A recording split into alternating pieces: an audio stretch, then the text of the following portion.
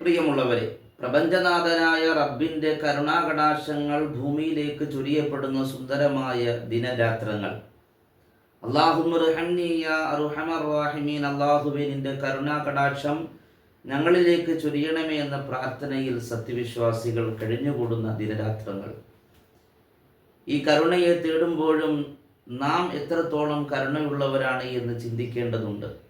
മുത്തുനബി പറഞ്ഞതുപോലെ ഇർഹമു മൻ ഫിൽ അർദ് ഇർഹമുക്കും മൻ ഫിസ് സമാ, ഭൂമിയിലുള്ളവരോട് നിങ്ങൾ കരുണ കാണിക്കുക, അപ്പോൾ ആകാശത്തിൻ്റെ അധിപൻ നിങ്ങൾക്ക് കരുണ ചെയ്യുമെന്ന് സയ്യിദുനാ റസൂലുള്ളാഹി സ്വല്ലല്ലാഹു അലൈഹി വസല്ലം. അള്ളാഹുവിൻ്റെ കരുണയെ തേടുമ്പോഴും നമുക്ക് ചുറ്റുമുള്ള സഹജീവികളോട് കരുണയുള്ളവരായി തീരാൻ നമുക്ക് കഴിയണം. അപ്പോഴാണ് റബ്ബിൻ്റെ കാരുണ്യം നേടിയെടുക്കാനുള്ള അർഹത നമുക്ക് ഉണ്ടാവുകയുള്ളൂ. അള്ളാഹു അനുഗ്രഹിക്കട്ടെ. ആമീൻ യാ റബ്ബൽ ആലമീൻ.